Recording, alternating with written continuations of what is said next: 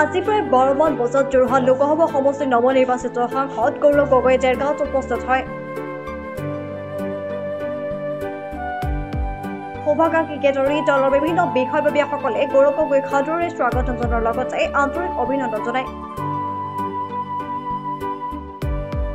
সাংবাদিকৰ আগত মন্তব্য দি কয় যে এয়া মাথো ছেমি ফাইনেলহে, ফাইনেল যুঁজখন আগন্তুক 2024 চনৰ বিধানসভা নিৰ্বাচনতহে হ'ব।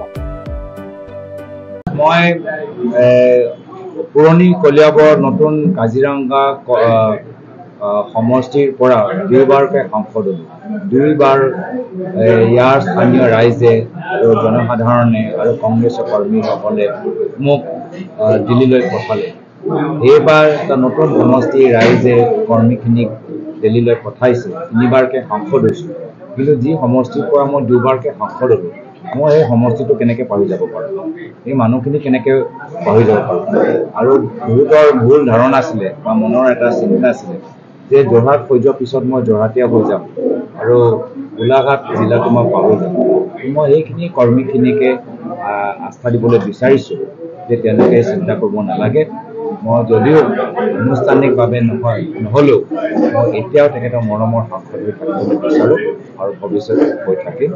সিহঁতত এটাহে বিনম্ৰভাৱে অনুৰোধ যে মোৰ যোৰহাট লোকসভা সমষ্টিত জিকা এটা ডাঙৰ কাৰণ হৈছিলে মুখ্যমন্ত্ৰী হিমন্ত বিশ্ব শৰ্মা ডাঙৰীয়া আৰু তেখেতৰ সোঁহাত বাওঁহাত। হ'ব পাৰে যদি তেওঁলোকে অলপ গোলাঘাটত বেছি সময় দিলেহেঁতেন, আমি কাজিৰঙাতো আমি দিব পাৰিলোহেঁতেন, কিন্তু তেওঁলোকে গোটেই সময়টো যোৰহাটত দিলে, যাৰ ফলত আমি যোৰহাটটো জিকিলোঁ। মোৰ এটাহে অনুৰোধ যে তেওঁলোকে খালি গুৱাহাটীৰ ভিতৰত আবদ্ধ হৈ থাকিব নালাগে।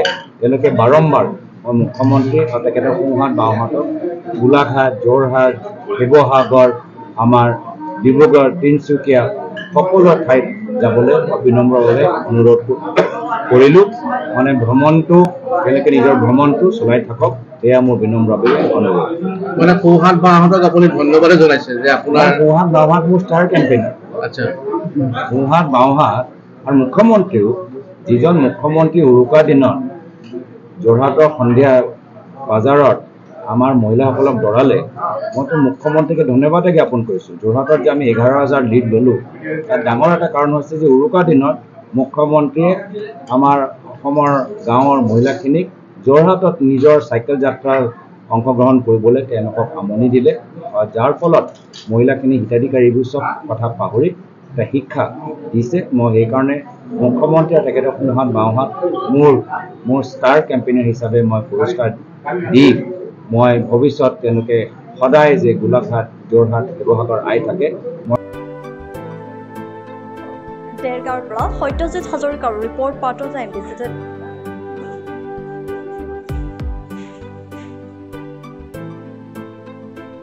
শদিয়াৰ পৰা ধুবুৰীলৈ, বৰাকৰ পৰা ব্ৰহ্মপুত্ৰলৈ সকলোৰে মাজত চিনাকি এটা নাম প্ৰাতঃ টাইম।